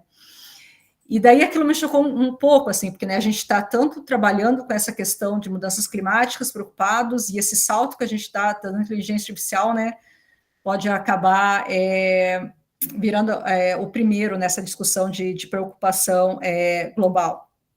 E só para finalizar esse assunto que eu acho interessante trazer outras abordagens, foi muito interessante que eles discutiram lá nesse dia, que a questão, para a gente observar, principalmente relacionada ao SDG 12, aqui que a gente está falando, que é consumo e produção, eles estão muito preocupados ainda com o que a gente vai fazer com o lixo online, em nuvem, que a gente tem. Porque eles não sabem como adotar medidas para as pessoas apagarem as coisas, deletarem as coisas. Então, todo e-mail que você deixa, toda foto que você sobe, Instagram, tudo que você armazena, né? Acaba virando, muitas vezes, você nunca olha os e-mails, spam, enfim, acaba virando um caminhão de lixo, e eles fazem que eles não estão assim, em dúvida de saber como que eles vão adotar medidas para educar as pessoas a reduzirem, a diminuírem e evitarem, né, ter toda essa quantidade de informação sem deletar. Porque, por mais que a gente deixe isso na nuvem, isso acaba consumindo, né? A gente está falando só indivíduo, mas se a gente pensar a população inteira, olha o quanto de energia que a gente não está consumindo, né? Que era a discussão justamente lá da formação de novos data centers, que inclusive tem 2, né, eles estão querendo instalar 2 no Brasil, mas se você for ver o dos Estados Unidos, o consumo de energia de data center é absurdo, assim, é muito alto, e a tendência é ser cada vez maior, né? Então, eles estão realmente querendo agora repensar como que eles vão, é uma grande preocupação deles agora relacionada a isso. Mas voltando para cá, dessa relação geopolítica, eu acabei de lembrar, achei interessante mencionar. A gente ainda tem a questão de subsídios, a questão de monitorar, regular e verificar a questão das informações. Isso vai ser um outro processo que a gente precisa repensar um pouquinho mais, né? Então, a gente começou a fazer esse cálculo agora, e também a gente deu mais um passo, a gente analisou isso por setor, fazendo toda essa análise, onde são as mais críticas relacionadas aos SDGs, né? A gente observa que setores como alumínio, ferro, ainda carece muito dessa relação de infraestrutura, como eu mencionei, né, tem muita questão de modificar toda uma estrutura, né, não é facilmente só você substituir a questão da energia, né, mas também outras coisas relacionadas tanto à emissão desse processo, que ainda de emissão de CO2, de saber como essa tecnologia, a quantidade de CO2 que essa tecnologia emite, e todo esse processo aí da cadeia. Esse processo que a gente ainda está em fase de análise. E, por fim, os resultados desse artigo, o que a gente quer fazer, que vem justamente da parte, do título, né? A gente tenta principalmente alinhar tanto uma ferramenta global com essa framework relacionada à parte do meio ambiente, econômico e social, né? Então, o que a gente tentou fazer, olha, essa ferramenta, ela pode ter outras informações, agregar outras informações que podem ser complementadas, que podem ser tanto ajudadas a você ter mais números para entender esse processo de SDGs, como você pode também entender o processo de trade-offs e sinergias. E um exemplo que eu gosto muito de falar, por exemplo, é a questão de impacto no setor, na parte de trabalho, de contratação, né? Muitas vezes você acaba fazendo essa transição, né? E você acaba demitindo muita gente e contratando, e muitas vezes você só coloca o número de pessoas que você acaba contratando, mas não o quanto que você acabou demitindo, né? Então, tem todo esse processo, principalmente, de colocar sinergias, né? E não esses trade-offs que precisam ser olhados com mais cuidados, né? Tem toda a questão de certificação, que a gente também analisa um pouco, né, nesse artigo, né? O uso de renováveis por setor, isso precisa ficar mais claro, a origem também do uso, né, dessa eletricidade. A gente já tem os RES, já temos certificação para isso, mas ainda assim isso precisa estar mais catalogado. A gente já tem a ferramenta do CBAM, você pode baixá-la online, então você pode observar como que ela vai funcionar e, enfim, como que isso pode ser amplamente, né, utilizado para outros fatores. E ainda tem uma outra coisa muito importante que a gente está discutindo muito, que é principalmente a questão do financiamento climático, né? E também a justiça climática, a questão dos fundos, né? A gente tem um projeto dentro do Enlens aqui, que discute justamente isso, a transição desses fundos climáticos para a África, né? Voltado para a questão também das renováveis. E teve uma pesquisa que eles comentaram, que foi até meio recente, que 80% de parte de um fundo que eles analisaram não chegou na África, que deveria, se perdeu no caminho desse processo aí de transição, de alocação, acabou se perdendo. Então, hoje, tem muita discussão de como esse fundo que o CBAM já está reservando, porque vem da parte regulatória do CBAM, que parte desse fundo ele deve ser utilizado para o desenvolvimento desses países né, que vão estar absorvendo essas indústrias, mas que ainda carece desse processo, que a gente está observando que, para outros tipos de coisas, esses fundos que deveriam ser utilizados, eles acabam não chegando no destino final que deveria, né? Por fim, eu termino aqui, nossa, falei quase 1h30, eu deixo essa mensagem aqui, eu gosto muito de provocar, eu acho que a gente precisa, acho que toda pesquisa que a gente faz aí dentro da da universidade precisa ter mais tentar caminhar mais junto, tanto com o governo como com a indústria. Quando eu estava no Brasil, eu via muito desse processo muito distante. Um ano e meio atrás, eu dei uma palestra no Ministério, para várias pessoas do Ministério, e foi muito interessante que eu estava apresentando uma nova metodologia, que a gente publicou até um report dentro do RCGI, que é o Research Center for Gas Innovation, da Greenhouse Gas Innovation, da USP, sobre CCS, né, que a gente fez desenvolvemos uma metodologia de camada em layers, que até agora vai virar um atlas, em conjunto com outro instituto, que vai ser publicado na COP. A gente tem até uma página, uma ferramenta com esses mapas de processo industrial, com vários dados. E eu falando sobre isso, falando sobre essa metodologia, e eles falaram assim, mas como que você conseguiu esses dados? Como que você fez isso? Eu falei, IBGE, tem várias coisas que a gente vai pegando dado e vai montando, né? Mas tudo isso daí faz parte, muitas vezes, da publicação de vocês, nossas, né, pesquisa, muitas vezes, acadêmica, e a gente não está conversando, né? Porque já tem isso pronto, né?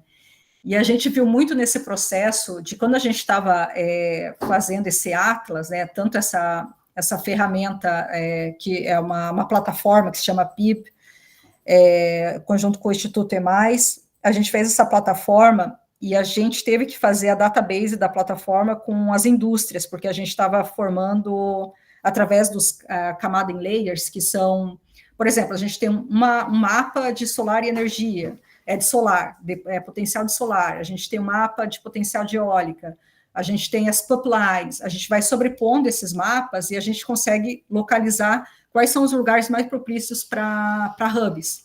Eu desenvolvi essa metodologia ainda na USP, daí a gente fez em conjunto com um grupo muito bom de especialistas para CCS, e daí o EMAIS a gente acabou conversando e a gente desenvolveu essa ferramenta, então vai ser aberta para o público, já está aberta, aliás, e as pessoas podem brincar com essa sobreposição de mapas. E para fazer essa sobreposição de mapas, a gente teve que catalogar as indústrias, porque muito do CNPJ das indústrias não batia com o lugar da indústria. Então, a gente teve que pegar indústria por indústria, checar o CNPJ, checar o local no Google Maps, para ver se a indústria estava lá, para tentar ver realmente a questão das emissões, né? Porque a gente tem emissão por cidade, do CEG. Então, a gente precisava ver onde que estava localizado essas indústrias para a formação de hub. E daí, depois que a gente sobrepôs todos esses mapas, por exemplo, a gente fez o cálculo de hidrogênio por estado também.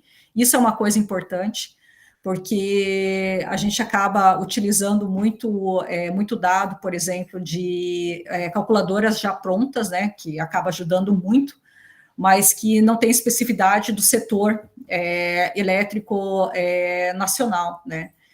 Então, a gente refez a calculadora, colocando muita especificidade do setor elétrico, e daí a gente fez o cálculo por estado. Então, ficou bem legal, assim, porque a gente conseguia ver bem aonde poderia ter hubs industriais, né, formação de indústrias, assim, e agora está resultando nesse atlas que a gente vai publicar, durante a COP. Então, assim, para dizer assim, tem muita coisa para ser feita. Tem muito dado que precisa ser analisado. É muito trabalho ainda de formiguinha. A gente carece muito de metodologia, a gente carece muito ainda de dado, aplicação de coisas assim que eu digo bem feitas, realmente, assim, sabe? E para isso a gente precisa de tempo, né? Não é uma coisa que a gente faz 2, 3 meses, um bom artigo, às vezes é um ano de pesquisa, de raciocinar, de conceito. E o que eu tento sempre falar para os meus alunos é assim, tente dar um passo a mais, sabe? É bom, o primeiro, assim, artigo, às vezes você pode acabar reproduzindo alguma coisa, mas em toda a tua pesquisa sempre dê um passo a mais, né? Porque é isso que faz a diferença e faz você crescer e o teu trabalho também ter um impacto maior, né? Então é isso, peço desculpas se eu falei muito. Não, Adriele, foi ótimo, viu? A gente agradece muito aqui pela sua participação, pelo seu tempo, já sextou aí, né, em Amsterdã, mas enfim, você está aqui conosco e eu agradeço muito por isso. Pessoal, eu vou abrir aqui para a palavra, para as questões, temos ainda um tempinho, né, Adriele? Você fica conosco aqui até o meio-dia. Eu acho que o Rogério Morano já levantou a mão, é isso mesmo, Rogério? Ou não, você estava batendo palma. Ah, então tá bom. Bom, pessoal, quem quiser fazer questões, então, levante aqui a mãozinha que eu chamo vocês. Eu acho que enquanto a gente não tem ninguém. Deusan. Bom, vou passar aqui então a palavra para o Deusan e o André Deusavan. Furtado, e na sequência eu também tenho uma perguntinha aqui, eu coloco depois. Então, Deusan, fique à vontade aqui para você. Deusavan. Deusavan. Isso. Okay. Tudo Se bom? puder Bom se dia. apresentar, Deusavan, que a gente acho que não te conhece. Não, vou me apresentar, sim. Eu Ok. sou aluno do doutorado, eu entrei semestre passado, eu trabalho com o professor David, eu trabalho com terras raras e com fosfatos, mas eu trabalho com a parte mais de petrologia, para entender os recursos, os depósitos, e com a parte de mineralogia também. Muito obrigado pela sua apresentação, por conhecer. Eu vi mais também como curioso no tópico, e também relacionado um pouco com terras raras, com minerais críticos. Eu só queria fazer um comentário, porque você estava falando sobre a questão, né, da patente de hidrogênio, de como que isso é difícil, principalmente para os países do sul global, né, de como essa transferência de patente. Aí eu só queria comentar uma coisa, só por comentar mesmo, porque você falou que países como o Brasil e a África, aí você se referiu à África como um país. Aí só mesmo nesse sentido, que é só para não ficar, porque é exato, ainda mais também quando você comentou sobre a questão do que você falou que tem vários projetos, que é um sistema grande e tal, que também tem pessoas trabalhando na África, principalmente no Congo, com minerais críticos, porque também tem uma certa diferença entre a questão do que é um mineral crítico e que é um elemento crítico.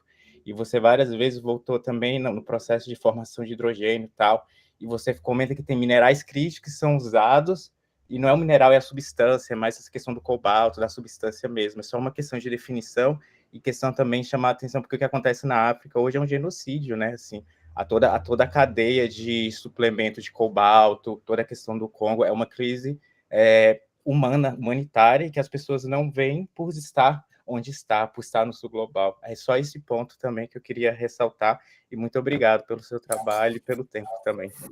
Ok, Não, obrigada. posso... Adriana, posso pegar mais uma perguntinha, só para a gente otimizar a sua resposta? Então, eu já passo aqui a palavra para o André Furtado, que também está na sequência. André... Bom dia, Adriele, parabéns pelo seu trabalho, muito instigante, muito rico, cheio de abordagens, enfim. Essa preocupação sua com a metodologia é muito pertinente, desenvolver nessa área, esses métodos para entender a complexidade dos impactos, como é que eles se interpenetram nas diferentes dimensões. É todo um trabalho extremamente interessante que tem muito a ver com a nossa área aqui, né? Porque existe toda uma literatura sobre avaliação tecnológica que tenta ver quais são os impactos das tecnologias e, muitas vezes, a gente não chega a uma resposta muito objetiva, né? Também tem que levar em consideração que existem outros elementos, muitas vezes, que interferem na relação tecnologia com os impactos, né? Porque tem a ver com a sociedade, enfim, tudo isso. Eu acho que vocês fazem um esforço muito interessante, né? Agora, o que eu achei, né, porque das suas análises, é que você vai muito pelo lado de olhar, né, já algumas tecnologias, né, por exemplo, no caso do hidrogênio, né, que hoje em dia são muito caras, certo? A gente sabe que elas têm, né, grandes dificuldades, né?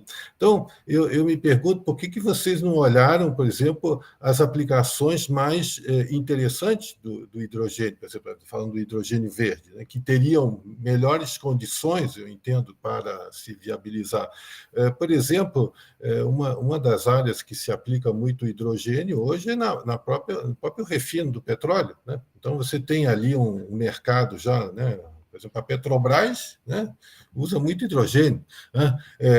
Então, não seria justamente aí que a gente deve, né, pensar, né, em aplicar, né, a tecnologia do hidrogênio, né?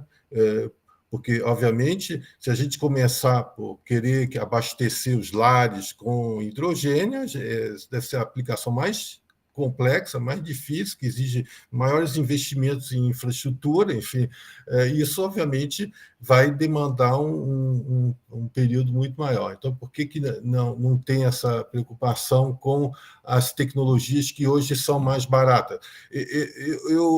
Aí, estendendo, saindo do hidrogênio, por exemplo, a questão da eficiência energética, né, que é hoje, sem dúvida, o conjunto de tecnologias que são mais, né, interessantes para serem aplicadas, né? Provavelmente o retorno social, o impacto ambiental vai ser muito menor, né, do que ter que entrar em tecnologias mais caras, que, obviamente, acontece essa questão da pobreza, enfim, que vocês identificaram. Quer dizer, essas tecnologias mais caras, elas vão implicar em excluir, né, muita gente, né? E essa é a questão, e, aliás, o Jean aqui está também explorando muito essa questão.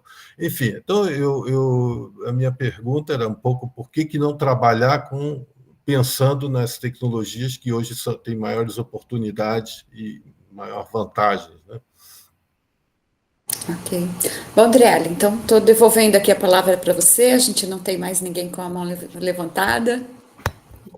Perfeito. Obrigada, Deus Zavan, pelos comentários. Eu acho que realmente, assim, uma coisa que você abordou que eu agradeço é que às vezes a gente começa a falar e fica tão coloquial as coisas que a gente acaba... porque às vezes a gente chega assim, porque a África, não, a África chega, vai comentando e fica amplo, mas você está certo nesse comentário. Em relação à questão dos minerais ali, né, é interessante, talvez seja esse mesmo approach que eu falei agora, que até quando eu lembro, quando eu citei um artigo, fala principalmente do plátino, né, Então, ele vem com uma característica de mineral, nesse sentido, o uso do plátino nessa tecnologia, entendeu? Então, é nessa linha de raciocínio, né? Eu acho que eu nem cheguei a citar outro tipo ou nome, mas era muito específico e tá relacionado a isso. Em relação à questão, né, da África, né, justamente tem alguns países ali, enfim, dessa questão do uso do hidrogênio, né? Eu fui um pouco crítica em relação, quando eu estava estudando isso, porque, cara, eu acho assim que é muito complicado, é muita promessa, você vê os relatórios falando assim, a gente vai ter universidade fazendo curso disso, e daí você vê que a mão de obra vem de fora, que a realidade é bem diferente. A questão da água, eu acho que foi um dos principais pontos abordados, sabe, no artigo, assim, porque é muito séria essa utilização da água para o uso do hidrogênio. E outros estudos que estão saindo aqui de dentro de modelagem já, principalmente para a utilização, produção de green ammonia, principalmente para uso em navios, eles também apontam a África ali, no caso, como o principal lugar para essa produção, né? Então, assim, as coisas todas apontam lá por causa do potencial, mas estrutura, igual eu falei dessa questão da mudança climática, dos fundos de chegar lá, sabe, é muito complexo o processo. E até realmente... a água também, que você comentou, na região do Rift Valley, da Tanzânia, eles têm contaminação de fluorine vulcânica, não é indústria, porque tem um Rift Valley, então os aquíferos lá são contaminados com flu. Então você vai levar uma indústria para uma região que não tem água. É que nem a indústria de lítio, que faz a evaporação no deserto. Eles têm um CV por satélite, então eles estão retirando lítio num lugar que não chove e eles fazem com evaporação. Então, assim, aí que vem a questão da justiça climática. Até que ponto os recursos são de todo mundo do planeta, porque o planeta não tem como jogar fora, não tem um fora, né? Assim, tá todo mundo dentro. Então, assim, até que ponto a justiça social e a transição energética, de fato, tem que porque transitar vai, porque a indústria, eles vão pagar menos, eles vão continuar ganhando dinheiro, mas até que ponto isso chega com justiça social, que é o meu ponto também, assim, na questão das terras raras, e ver, por exemplo, o exemplo da China, por exemplo. Em 2005, no começo dos anos 2000, eles não tinham muita legislação ambiental. Eles tinham place de monazita e tório, eles jogavam tório e urânio a céu aberto. O governo chinês, isso virou um problema, o governo viu isso e teve a implementação e mudou. Tanto que a maioria dessas indústrias, depois de 2015, mudaram para os Estados Unidos. Foram abrir lá porque eles não, as empresas chinesas, porque uma coisa é o governo chinês, outra coisa são as empresas chinesas. Então, o governo chinês, ele melhorou as regulações ambientais, e essas indústrias foram procurar lugares mais baratos para fazer o que o imperialismo faz. Então, assim, até que ponto a gente, como cientista, por mais interessado que a gente está numa pesquisa, a gente tem que ter um pouco atento e não conivente com isso mais. Porque, ainda mais assim, que hoje eu vejo que tem, por exemplo, tem financiamento para pesquisa de terra rara, mas ninguém faz financiamento para impacto ambiental, por exemplo, na República do Congo, você entende? Estão pesquisando como é que se acha o minério, mas não estão pesquisando num lugar que hoje já está explorando, porque um outro ponto de vista é isso também. É um lugar que tem a experiência social que está acontecendo, a gente pode aprender com isso e melhorar para o futuro, que eu acho que talvez seja um pouco do caminho da justiça social. Não, eu concordo, e essa questão de justiça social e justiça climática, eu acho que ainda é um conceito tão amplo que as pessoas ainda estão tentando entender e pesquisar. E se não tiver uma pesquisa mais a fundo, ainda em mais força, eu tenho até, assim, receio de onde vai parar, assim, para ser sincero, porque eu ainda sinto que está começando a ter, assim, um suporte mais forte para isso, né? Tanto que isso é reflexo do que acontece em muitos países ainda, né? Então, isso fica, inclusive, não tão longe, no Brasil. A gente vê isso também, né? Só respondendo, então, a questão agora do professor André Furtado. Professor, que bom revê-lo.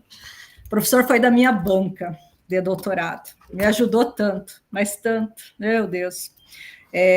Olha, nem tenho o que falar. Mas, enfim, vamos lá. Essa questão esse ponto da eficiência energética, para mim, é um dos pontos centrais da discussão de transição energética. E é um ponto, e eu concordo com tudo que o professor falou. Ao invés, muitas vezes, da gente ter essa transição, muitas vezes, começar uma nova, por que a gente já não utiliza e não vai a fundo com o que a gente tem, né? E eu acho que vem um pouco, muito, da discussão que a gente tem um pouco aqui na Europa, que eu estou observando, que teve uns artigos, a gente estava num grupo de pesquisa, e tinha uma menina apresentando um trabalho de um cenário hipotético, de uma nova tecnologia, com a exploração, agora eu não lembro certo qual que era o insumo, mas enfim. E daí todo mundo olhou e falou assim, mas já tem planta, já está saindo, já tem saído, tem comércio lá? Não, nada. A gente está fazendo o artigo para ver se tem um dado econômico, se um dia vir, mas talvez nunca aconteça. Então, eu vejo que está muito acontecendo isso, sabe? A gente está indo para muito em busca do novo, e eu acho que está esquecendo de apoiar ações que a gente já tem, né? E isso a gente observa principalmente pela essa questão aí da Petrobras, né? Com a questão do uso do hidrogênio, que está por muito tempo e está querendo explorar mais. Eu acho que só mudam um pouco a realidade. Eu acho que por ele estar buscando tanto essa questão de ter uma matriz energética, principalmente uma matriz elétrica mais limpa aqui na Europa, que eles estão buscando essas alternativas mais viáveis, porque, tipo assim, essa questão da Petrobras que a gente tem, dessa questão mais local de uso, né? Porque os estudos que está trazendo quase não faz sentido, ao meu ver, o uso de hidrogênio em muitos locais no Brasil, entende? Então, assim, né, por que a gente vai usar hidrogênio? Ou vai, né, colocar isso como um dos principais combustíveis para uso? Mas aqui, muitas vezes, acaba sendo essencial. Então, eu acho que é essa realidade que muda. Mas tem dois pontos que eu acho essencial nessa discussão, trazendo isso. Eu acho que falta centrar mais discussão nesse processo de eficiência energética, muito da parte teórica, que a gente lê sobre transição fala isso, e eu acho que a gente tem muita capacidade ociosa, né, em muitas indústrias no Brasil, por exemplo. A gente tem tanto até de biomassa, indústria de celulose, papel e celulose, que o Brasil está aí, tá bem à frente. Mas outras indústrias no Brasil, por exemplo, a gente vê que eles não usam toda a capacidade ainda que eles têm, né? E que muito desse processo, de toda a constituição da indústria, ainda poderia ser utilizado mais. Então, a gente está já buscando um novo, ao invés de olhar toda essa capacidade que ainda está ociosa, que poderia ter crescimento, né? Enfim, eu acho que nesse processo. Então, eu só tenho mais que a concordar, e eu acho que a gente, igual eu falei, assim, a gente olha muito para esse processo de como acelerar a transição, mas eu acredito muito que a transição ainda ela tem um processo longo, ela é ainda gradual, e eu ainda acredito que a gente precisa dar esse passo para trás, relacionado, por exemplo, a essa questão de análise mais de eficiência energética das tecnologias que a gente tem hoje, né? E às vezes buscar soluções de integração dessas tecnologias atuais, dessa infraestrutura atual, com o que está vindo desse processo de inovação, né? Então, eu acho que é isso. Ok. Adriele, nós estamos aqui no nosso tempo combinado, né? Então, eu novamente quero deixar os agradecimentos a você por ter estado conosco, a todos aqui que acompanharam essa conversa. Você contribuiu demais aqui para novas ideias, né? Novos temas emergentes, de se pensar na transição energética, de se pensar em novas tecnologias que ajudam a gente a acelerar. Esse projeto que você faz na Universidade de Amsterdã, eu acho fantástico, acho que isso é algo que a gente deveria conversar mais, porque isso daí é uma política extremamente relevante para universidades, quando a gente, né, pretende direcionar pesquisas, esse match que você faz com os pesquisadores. Então, assim, parabéns pelo seu trabalho, né, e pela carreira que você está construindo, e por, né, estar aqui conosco novamente. Para todos aqui que estão nos acompanhando ainda, pessoal, um recadinho rápido. Na próxima semana, sexta-feira, dia 19 de setembro, nós continuamos com esses seminários do nosso programa de política científica e tecnológica, do departamento, e a gente vai receber o professor Edmundo Inácio, que também é colaborador do programa, com uma discussão sobre eficiência em ecossistemas empreendedores. Na outra semana, no dia 26 de setembro, nós teremos a honra de receber o professor André Furtado, que aqui está, e que vai trazer uma discussão para nós de políticas de inovação orientadas por missões, velhas e novas versões, né? Então, estão todos convidados. Esses próximos 2 encontros serão presenciais aqui no IG, mas a depender aí das demandas, a gente pode pensar na possibilidade de ter links para que vocês acompanhem esse debate. Então, eu me despeço aqui de todos, né, agradecendo novamente a presença, para os que são da casa, para os que vieram aqui para acompanhar esse debate, sintam-se sempre muito bem recebido nesse espaço. E a nossa palestrante, Adriele, um prazer enorme revê-la, viu? E ficamos aí em contato e trocando ideias, tá bom? Bom final de semana, então, Eu que a todos. agradeço. Até logo, E deixaremos depois Até mais.